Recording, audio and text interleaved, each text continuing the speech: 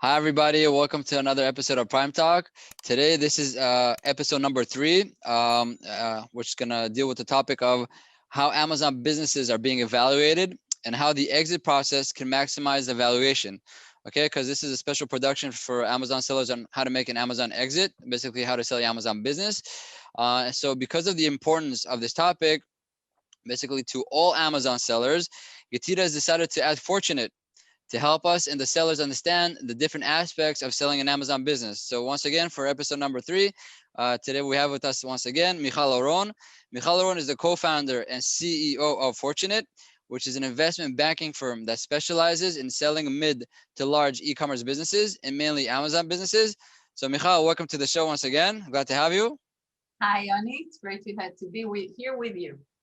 Awesome, our pleasure. So once again, Michal, give us a little bit before we dive into the episode.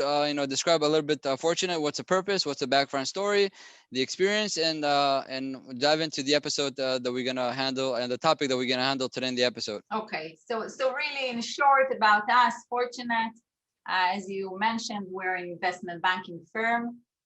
We were established a bit more than 2 years ago with the idea that we should extend the best service that any Amazon seller needs when they want to sell their business, with the understanding that selling a business is a one-time event, life-changing, and it requires you have a one-shot game, and you need to make sure that you get to the best results.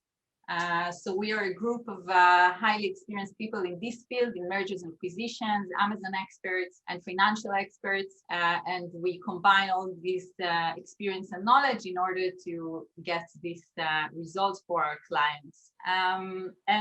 Okay, and I'll start. Okay, Yeah, let's do it.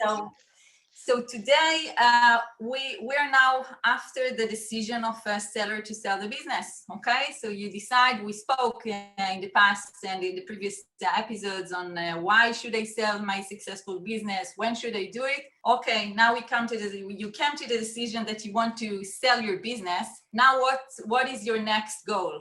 Your next goal is to make sure that you get the best deal, right? And then what is the best deal? Best deal is the best economic results for you.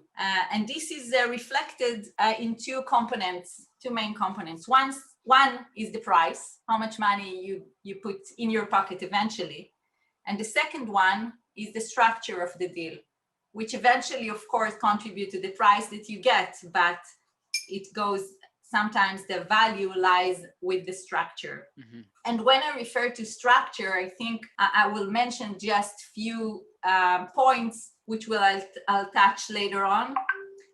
Structure deals with upside and downside that the deal includes.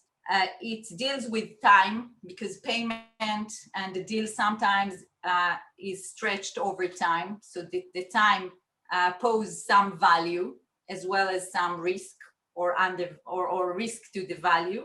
So you're saying even if price is negotiated, there's the components of some timings that the money, increase the amount of money you'll get, or maybe decrease, right? Yes, this is one example. I'll get to it very shortly. Mm-hmm. And another thing which is associated with structure is tax consideration, because certain tax consideration can lead to a different favorable deal structure, and all of this should be met. So I'll start with valuation. Okay, we mentioned price and structure. I'll start with price. So when we look at valuation, first of all, maybe as the general background, it is important to understand that there are different approaches to evaluate businesses in general, not just Amazon FBA businesses. Those approaches can be divided to three kind of methodologies. One is a cost approach, which represents how much it will cost me to establish the same business that I want to buy. Mm-hmm. This is what it's worth. Okay. So this is on the buyer's mind, meaning the ones that the organization that's trying to buy your organization, what they have in their mind.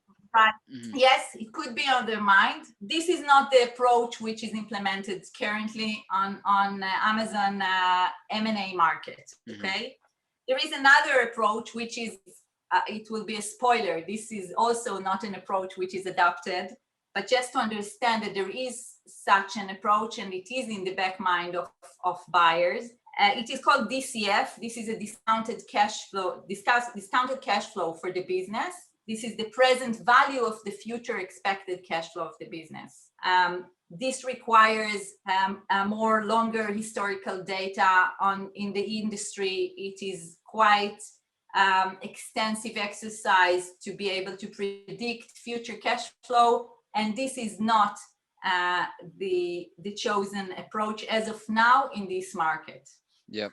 And the third approach is the market approach. What is the market approach? Actually, this is a relative valuation.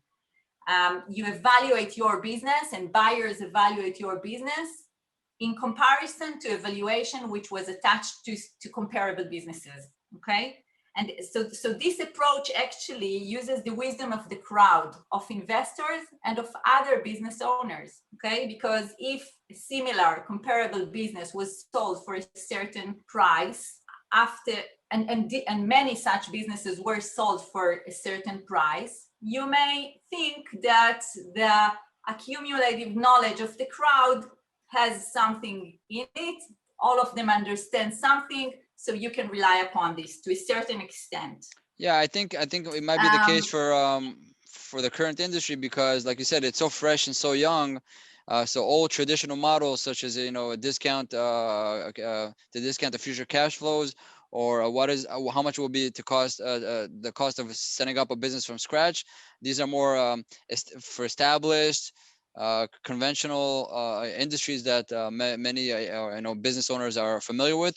But because the industry that we're in is so innovative, so new and fresh, and the data is so dynamic, so the winning approach right now is for lack of a better term, like the street approach. What's happening at the street?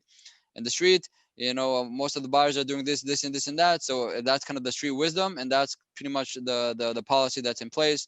Structuring these deals, these merger and acquisitions, M&A deals. You are perfectly right. I would just add that the street approach, as you call it, which I like this notion, is also applicable in more based and long-term existing industries as well. So you can see public companies are traded based on certain multiples as well. But you are right that then other valuation methodologies will apply this as well. Got it. And so the relative valuation usually will be reflected by a kind of a formula which takes into consideration certain ratio or a multiplier, okay? Yep. So today, okay, and on deals that we see for Amazon FBA businesses, the winning or the leading formula will be a certain multiple that will apply over the SDE, the seller discretionary earning. And I will shortly repeat it because I assume that many sellers already are familiar with this formula and the notion, but I will repeat it. So SDE would be the profit, which is calculated by taking the sales and then deducting the cost of goods sold and all the charges and expenses that are paid to Amazon platform, and all PPC and other marketing expenses, as well as other expenses which are directly related to the business. The SDE will not take into account the owner's salary and non-recurring items. Okay, so one-time expenses will not be calculated into the SDE. And then the SDE for the trailing 12 months will be multiplied by today 3 to 5 times. Okay, so let's say that your SDE is $1 million, then your business may worth, based on today's existing multiples, between $3 to $5 million. Okay. So just a technical question that I have, because I'm familiar with EBITDA, earning before interest, tax, and amortization. That's kind of the profits that an organization or business generates. And based on the EBITDA, you can get a multiple of 3, 4, 5, right, on the earnings. So you're saying SD, the seller discretionary earning, is essentially a new version of EBITDA. Yeah, it's you're right. It's a kind of an adjusted EBITDA. It is adjusted for the seller's salary, the owner's salary, as well as for one-time expenses and indirect expenses. So let's say if you pay lease fees for your office, these will not be taken into account when we calculate the SD, whereas they will be taken into account for the EBITDA purpose. Okay. Okay, so but just to clarify one a little bit more, so the same way there's many M&A deals work on EBITDA. On the Amazon selling side of a business, Amazon business, it's more on the SD side. So SD becomes the new benchmark of calculating the multiple or negotiating a multiple, correct? Yes, you Got are it. right. And Okay. by the way, using an SD is not something that common, but it is. But we can find it in relatively small businesses, which is still the case with Amazon FBA Yes. businesses. Yeah, I wanted to say that even because it's a fresh and largest- young. It's fresh and Yes. young. Most of your organization, you're really dealing with the owners, as opposed to a M&A of two public companies. You know, the owners, they don't. Many of them don't even have discretionary. They're not even taking a salary because it's a big corporation. There's a CEO who is a trained professional, and they usually get sold with the business, and there's no such dynamic. Yeah, that's right. So I mentioned that today the average multiples vary between 3 to 5, but just for the sake of accuracy, it is important to mention that we can find deals with lower multiples than those and higher multiples. Okay, Yep. but Yeah, this sure. would be the average. And now I'll go over very quickly a short of factors that are usually taken into account when we and the buyers, mainly the buyers, when they come to decide what is the right multiple. Okay, so they look at the business and we said that we want to compare one business to the other. So we're looking at certain parameters and based on them, we decide whether the business is better or less successful, let's say. So we look whether one major factor is what is the trend of the business. Does it grow year over year? And whether it grows only on sales, or also on profit. What is the age of the account? The more years the account exists and successfully operates, it's worth the more. It represents a longer history which can be based upon. Is the product and the niche are trendy or evergreen? Is it seasonal or constantly performing throughout the year? Reviews, how many reviews? What rating of the reviews is there? And what is the content of the reviews? I see also buyers that go and read the reviews Small question on themselves reviews. Small question on reviews. So most of the reviews, just to clarify, is on the listing level rather than the actual account level, correct? Correct, absolutely correct. Okay. Yes, of course. This is what we're looking at. What is the competition? Competitive environment? Is it a very competitive niche, less competitive, high demand, but low competition, etc.? Are the products differentiated by any means? Is there a patent that protects the product design, the utility of the product? How many SKUs there are in the business? If this is a business with multiple SKUs, then it may represent a big complexity, which part of the investor may see it as a disadvantage and other may see it as an advantage because it creates some kind of a barrier against competition. Right. What is the health of how healthy the account is? Was it suspended? Were there any manipulation of reviews? All of these put risk to the existence and good standing of the account for the long term, and it impacts the valuation. How complicated it is to run the account. We see sometimes very successful businesses that run by a single owner just by working few hours per week. So of course this it's almost a passive investment, and this is something that creates a lot of value. Is the business active on one market or at multiple markets? What are the relationship with suppliers? Is there an exclusivity agreement in place? Are there good suppliers that support the business for the long term? Whether the products are of high quality? Are there many suppliers, too many suppliers, what is the return rate of the products in the business, the profitability, not only how much profit there is, but also what is the rate of profit, what is the percentage of the profit out of the sales. So what, you sold the product you sell it on the marketplace for $20 and it makes $5 net. So 25%, that's the end net margin. So that's what they look at, not gross margin after, because you might be selling it for $20 after Amazon fees, you can deduct $5. So you're left with $15. That's gross profit. Maybe cost of goods is $2, for example. So you have $13. That's gross profit. So you're talking about gross profit or net profit, which would be $5 after you paid for the electricity, the car insurance, the parking ticket, everything. So actually, we look at both. Gross profit is very important because this is the room that it reflects usually how vulnerable you are to price reduction and how much flexibility you have in promoting different tactics to increase sales. The higher the gross profit here is, you have more money available to invest in marketing, etc. Yep. So this is a very important factor, but also the overall profit. And here again, we look at the SD. If you have a healthy SD, it would be around 25%, or maybe between 20 to 30%.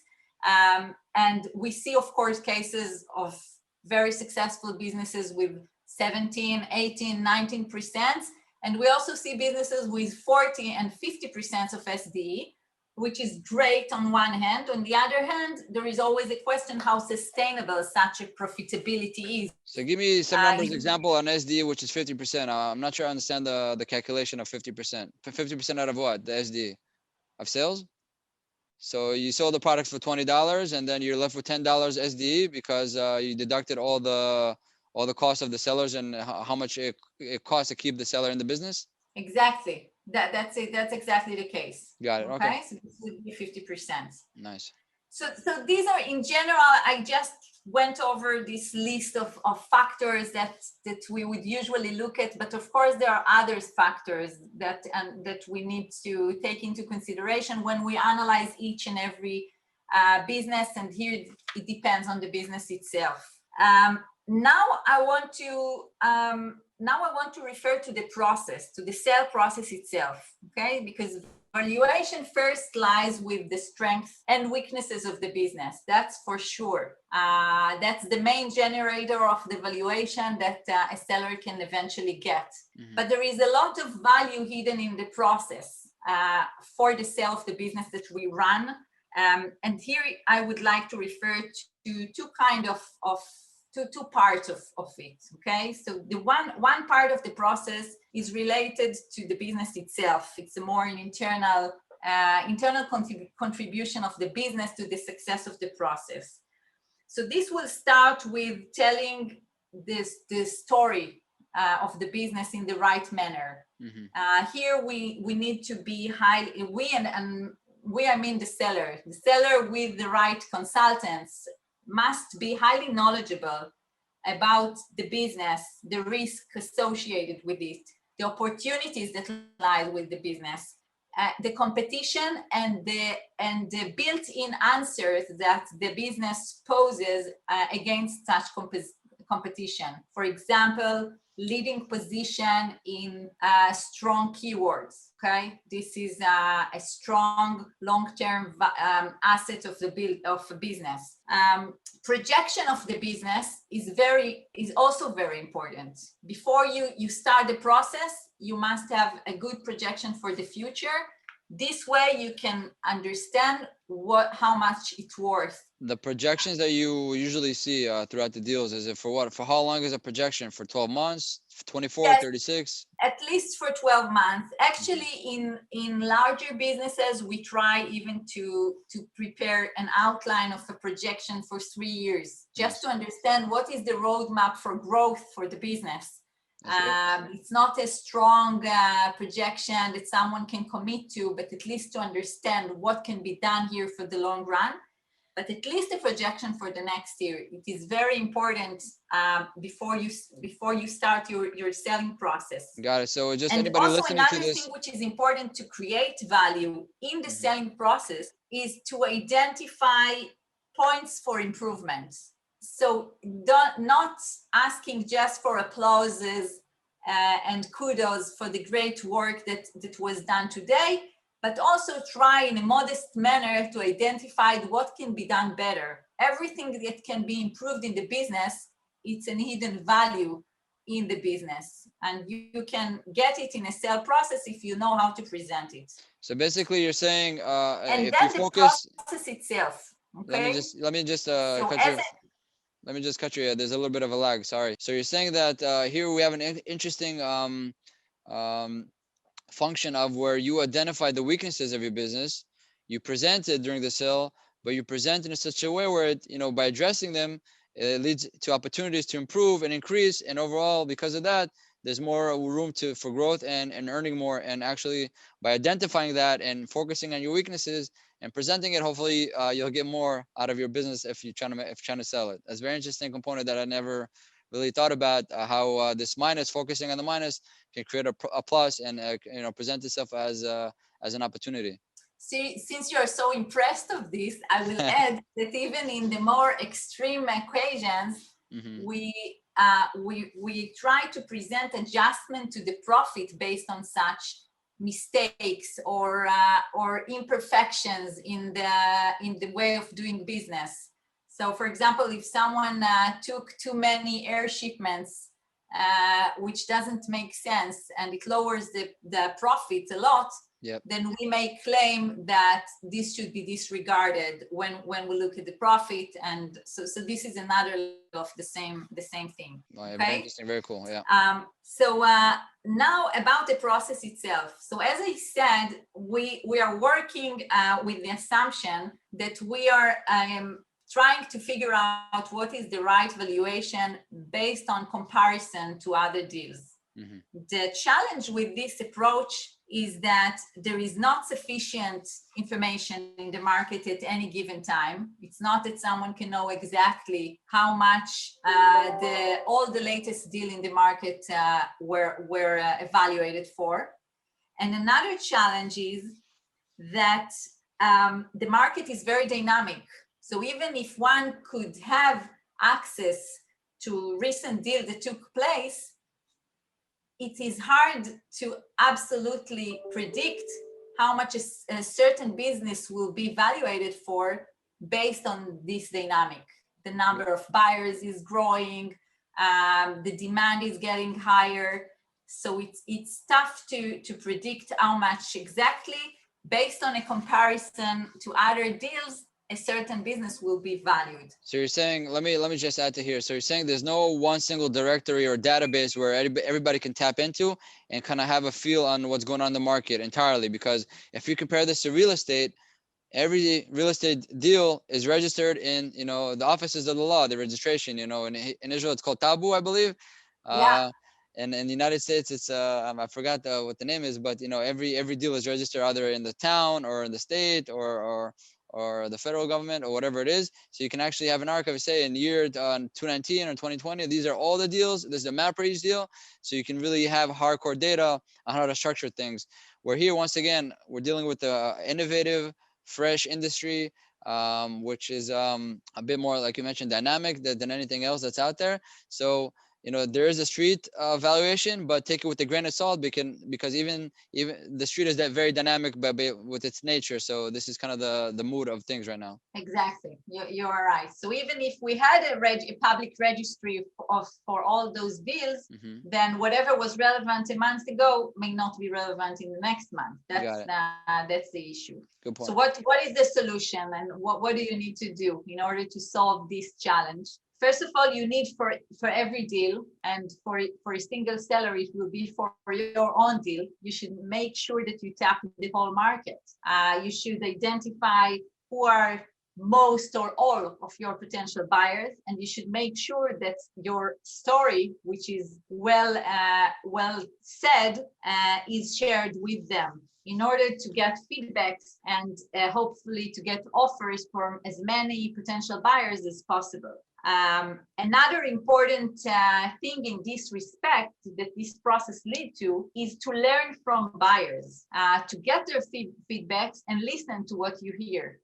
I can share from our experience that sometimes we learn from buyers that the business is exceptional and that it is highly demanded. Or in other cases, we learn from buyers that there are specific concerns for the business that all of them share. And then we understand that either we should improve the story, the storytelling, not the story, the storytelling. Maybe we missed the point. We need to clarify something better, or we should understand that this is really the situation.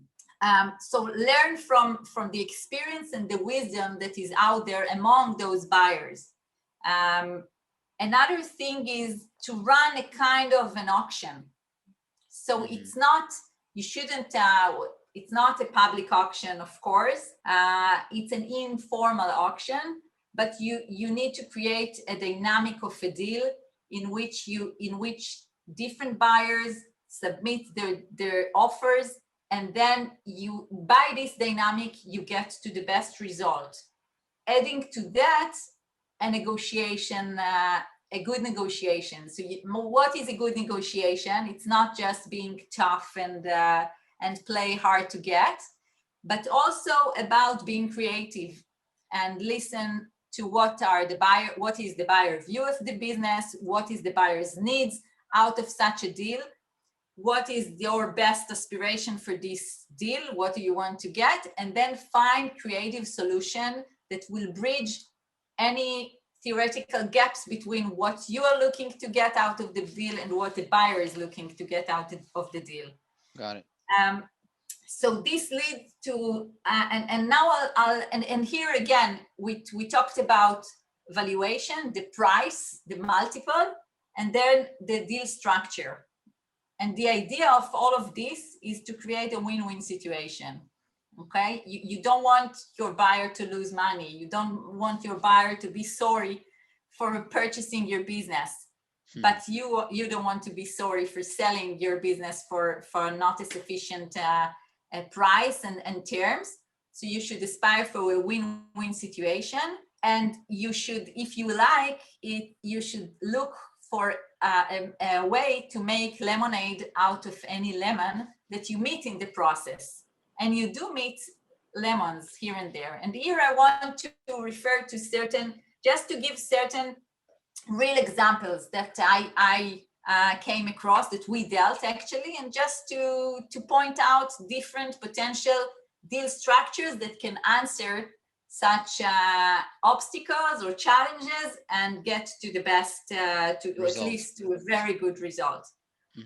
So one case that I want to refer to was of a business that had different family products, okay, in different, so one brand that covers 3 or 4, I don't remember if these were 3 or 4 family of products.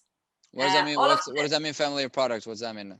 So let's say one product in the electricity market, another product in the home and kitchen. Got it. So yeah, categories. So in the Amazon world, sellers, we call it, so there were 3 or 4 different categories. So one brand on or 4 brands. Was one brand on the 4 categories? One brand, different categories. Yes, if you like. Interesting. Got it. And the business was great. Okay, altogether it demonstrated a huge growth, healthy profit. But when we and the buyers digged into the details of the business, it was apparent that as long at the same time that it grows altogether, there is a single category that doesn't grow, that declines, and which was a significant part of this business. Okay. In terms of top line revenue, that category that's diminishing, the category that's diminishing, it still held a lot of the revenue aspect of things, correct? Probably less of the profit aspect of things. Yeah, but the overall, if you look at the sum up of all the business together, it grew very nicely. At the same time, a significant component of it decreased at that time. Mhm. So we got different offers from buyers, and those offers explain that although the business is great, since a significant component of it shows a decline, the total multiple would be lower. And this didn't make sense to us. And eventually we were able to get to the following solution, that actually we attached a different multiple to the different family of products, okay? You want to call them categories. Right. So you said, so let's say there's 4 categories. For 3 categories, 1 multiple on SDE. Exactly. And the fourth, the singular one, the more problematic one, you said that was the lemon. You created lemonade, where you said, create a different SDE multiple for that specific category. Exactly. We circled this product out Mm. and we treated it differently. So we attached to it a different multiple. We also defined for this specific product a recovery plan. So we gave the deal took into account the possibility that this product will recover eventually and regain the same growth like all the other products in the account. And in case that it does achieve such improved result, it will eventually get the same multiple like the other products. Nice. And if not, then it will enjoy from a lower multiple. So hold on. So let me get this straight. Let me get this straight. You separated that category, and you defined completely different terms. And in these terms, you're saying that in the next 12 months, maybe 24 months, there's a plan or restructuring or a reignition plan or whatever it is to fix kind of the situation and put on a growth trajectory. And if that's successful, the seller will get a better multiple at the end of the story. But if it's not, yes. So they said they have their other negotiated lowered multiple that was in place beforehand. Exactly. Got exactly. It. So this is one kind of a deal, okay?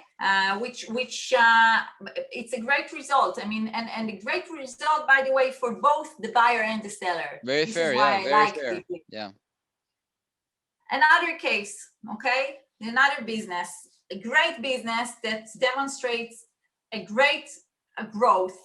But this is a brand that was built without any specific topic, any specific niche. It's just a brand that covers different unrelated products, or different categories. Products that are unrelated one to the others. Yes, in different, all of them are in the home arena, but nothing, not in the same story. No brand story around. And how many? Do you remember how many SKUs? Is it 1? Is it 5? Is it 50? Is it 500?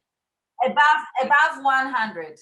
Got it. More than 100. Above Okay. 100 SKUs. It's a huge, huge operation around so many products. Very profitable, growing products. After we went to the market with this business, we understood that there are just too many SKUs that most of the buyers would like to absorb for such a business. It wasn't a huge business. It's a business with $1 million profit, okay? And but at the same time, it is so successful. It is growing. They pick the products in a very sophisticated manner. Each and every product is doing really well. So we thought, what are we going to do? It doesn't make sense that this business will get a very low multiple just because it is successful across so many SKUs and maybe too many SKUs. So what we've done with that, we got back home, okay, after we got the feedbacks from the market, and we analyzed the business again, and we identified that there is a long tail of the business. So actually, most of the sales are being generated by 40 to 50 SKUs, and the rest contribute just little. And if we give up on them, we lose a bit. We give up on a little part of the SDE, but we get a much more easy to run business, which actually demonstrate a clearer path for growth for the buyer. Nice. So in this case, we recommended the sellers to give up on those dozens of SKUs, which actually contribute so little, and the total result is a better multiple for this business. Interesting. So you're saying out of, let's say, 100 SKUs, about 60 of them are the heart of it. That's where the health is, and then the 40 of them are they still bring some profit, but it's so small and so almost insignificant that if you take it out of the equation, all of a sudden this 60% that's left, the 60 SKUs that are left, are increasing the SD to such a degree that it completely gives you more profit or better multiple, more gain, economical gain than including the other 40. Exactly. That was the mathematics of it. Exactly. We lost some of the profit, which was not huge, but we got a higher multiple, and altogether the result is better. Brilliant, very nice. So that's because we took some of the complexity out of the business, which is unnecessary. And what happened effectively was those 40 SKUs were completely dropped or discontinued as a result? Yeah, as a result, these are dropped. Got it. Another example, okay? So as it is well known, in many of those deals, buyers would like to distribute the purchase price to cash up front and then to some deferred payment with different mechanics for those deferred payments. These can be stability payments, growth, performance payment based on future growth, revenue, a profit share, above a certain threshold, etc. And this is like market dictation, which is very hard to beat these days. Mm-hmm. In a deal where we identified that the buyer is actually really interested in the long-term involvement of the seller in the business and not in involvement as a manager. So it was a case where the buyer decided that he wanted to take a full hold of the management of the business. But at the same time, it was very important for him to get a long-term support from the seller. And support would, in this case, is just by a consulting of few hours per month. That's it. Mm-hmm. Just to make sure that things are keep on going and developing very well. By the way, this is a relatively larger deal, okay? So in such case, what was agreed is that the buyer would acquire 100% of the business, but 15% out of this business would be considered as retained by the seller, and the seller will get payment for this component during the next 2 years based on future performance, the future profit, according to a predefined multiple. What is the benefit of this? So for the buyer, it's a risk mitigation. The buyer, by this deal structure, the buyer makes sure that it is really the interest of the seller to do whatever it can in order to support the continued healthy growth of the business. Mm-hmm. So that's perfect for the buyer. Why this is good for the seller? Because for the seller, it means that the chances that there will be a situation in which he will not get payment for the additional 15%, which is usually the component which is a different payment. Mm-hmm. So instead of it becoming yes or no, none or all or nothing payment, it is obvious that unless the business is shut down or becoming a losing business, the seller will get paid for this additional 15%. Okay, so let me try to get this straight. Win-win. Let me try to get this straight. So to bring some more context into this, right? So there's an Amazon seller which is trying to sell his business. There's a buyer, right, who wants to become an Amazon seller and run an Amazon business. So let's give it some numbers. Let's say they agreed on $1 million, right? Okay. So the buyer wants to buy for $1 million. So take us from that point on. Give us a breakdown. What happens? Okay. So just to give a more reasonable numbers, so let's say that this is a deal of $20 million, okay? Okay, so now instead of paying, in usual deal, the buyer would pay 85% of the $20 million, okay? Mm-hmm. So it's 17, let's say, $17 million. Right. And the rest would be deferred and paid subject to the stabilization of the business, which performance. If it's same performance, even beyond, you get your $3 million within 12 months or 24 months. Exactly, or it will be subject to the growth of the business. So only if the business grow above a certain threshold, let's say about the previous of the profit of last year, then whatever is beyond that is split between the buyer and seller. Mm-hmm. In such an occasion, let's say that such business does not remain flat and does not grow, but it declines just a bit. Okay, so the profit next year is not exactly the same as the profit of last year, but it is 85% of last year profit. Yeah. So based on stabilization calculation, stabilization based payment, the seller would get zero, right? Really, the whole $3 million goes away? If They got paid 17. After 12 months, business declined, and instead of getting the next of the 3 million, they don't get anything. That's that's an option, meaning that can happen in a certain structured deal.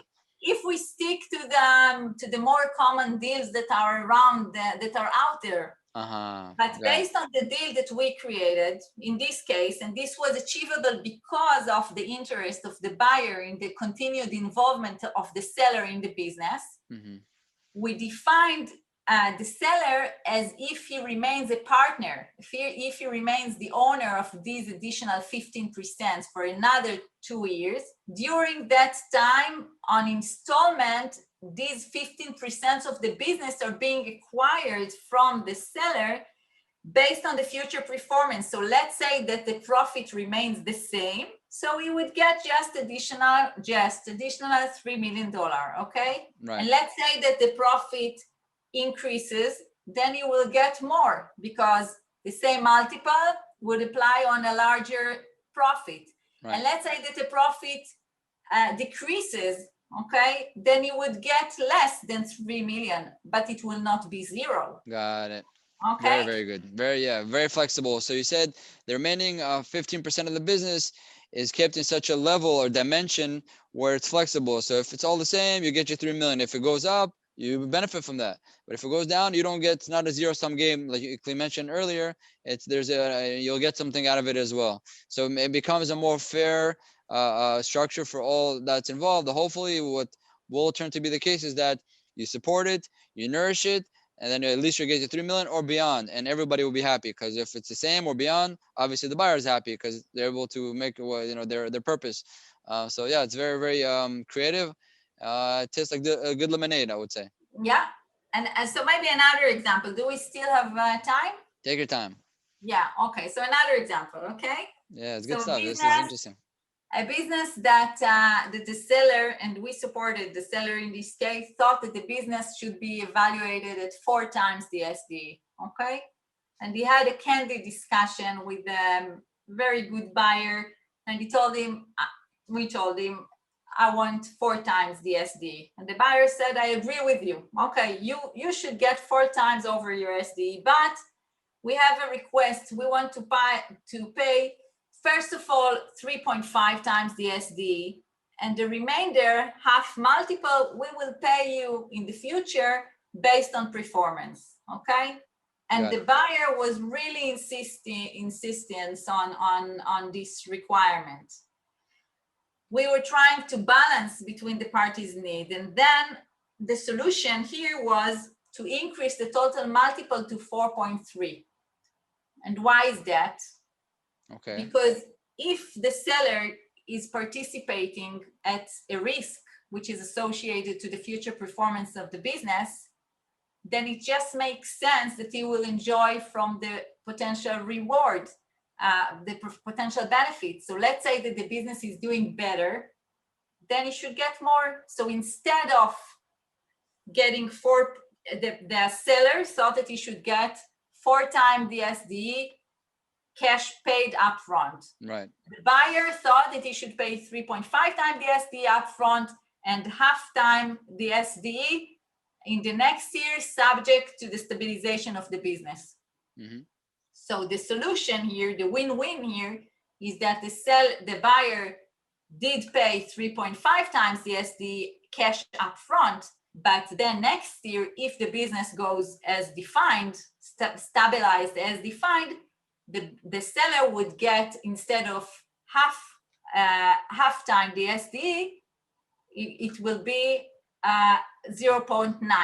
0.8, okay? Right? Because it was a 4.3. Yeah. Sorry. Yes, 0.8. Yeah. Okay. So this is another kind of a win-win. It's almost, if I had to kind of maybe explain it differently a little bit, is that they tell you, listen, we'll pay you 4. You want 4? we'll pay you 4.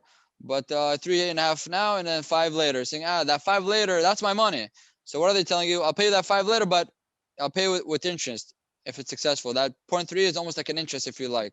They're saying, okay. I'll pay it to you later, but if it all goes well, I'll pay it to you with interest because I'm holding your money, so to speak. So you have the opportunity to get it as you wanted with 4, but with a little bit of an interest or incentive to make this deal happen where everybody's happy. Yeah, that's another way, a nice way looking to look at at it. Yeah, to make it perfectly right. palatable for the seller to understand that he's being rewarded. But cost of time and money, called interest usually, that's kind of the component there. Yeah. Okay. And just maybe one last example. Okay. But there are many others. The idea is to be creative. So combining few brands under the same category, this is another thing that creates value. So because you provide the buyer with more than just holding your business. So let's say that two different brand owners can collaborate in order to sell their competing brands together. Really?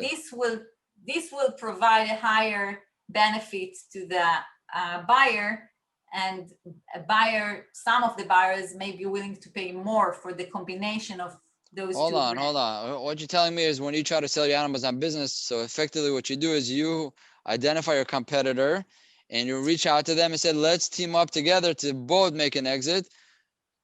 Yeah, that's kind of what the dynamics you're talking about? Yes. So wow. This is not something which is always applicable. Yeah, of course. It's an option. It's happening, you're saying. It's happening. Wow. It's an option. It comes with a complexity, okay, which you need because you need to regulate the whole process, the decision making of the two parties. But if this is something that can be made, it may be beneficial for both of them. The only reason I think it will make sense is for the buyers and the sellers to do it because you get more of a market share for that category. Because in a certain category, you got two competing brands. If you're able to swallow them both, you take a higher position. Therefore, both of these sellers combined together will get a better multiple because they're teaming up, which is very unique. I never heard of that kind of approach, and it's pretty cool, pretty impressive. So this, in a nutshell, I tried to cover what is valuation and what is the flexibility around valuation. When we look at the specific business, when we look at the market and compare what other deals are looking like, and when we're looking at the deal process and the outcome of such a process, which is related to the multiple and the deal structure. And I think that these kind of things should be in the back of mind or in front of the eyes of any seller when he's getting out to the journey of selling their business. Okay, everybody. So once again, I want to just kind of recap the episode by concluding that we touched how Amazon businesses are being evaluated, right? We touched like 3 or 4 beautiful examples, which each one was unique in its own way by Michal. So thank you so much for sharing those examples. It's very eye-opening for anybody, and at least for myself, and how by basically knowing these kind of examples, you're able to evaluate or approach the evaluation and hopefully maximize your valuation as you try to sell your business, but in such a way where it's respectable for the buyers. It creates a situation of win-win. It's essentially it's humans dealing with other humans, and everybody's trying to make a better life for themselves. So you got to find that unique balance and unique structure for each deal. So once again, we had the first episode dealt with why should you sell and how to get started. The second episode that we did was actually discussing with an actual seller what was the experience, and now also kind of trying to address is what's the kind of the dynamics of doing evaluation and how having a good support team around you to structure it and creating lemonade out of lemons can really be helpful for all parties involved. So thank you so much, Michal, for doing this, for all this information, all this experience. It's been great. Any last words you want to use to conclude? Just thank you very much, Yoni. I really appreciate the idea to run this course, and I think that this is helpful. And thank you for for hosting me. It was very nice. You got it. Thanks again. Thank you, everybody. All the best. Until next time.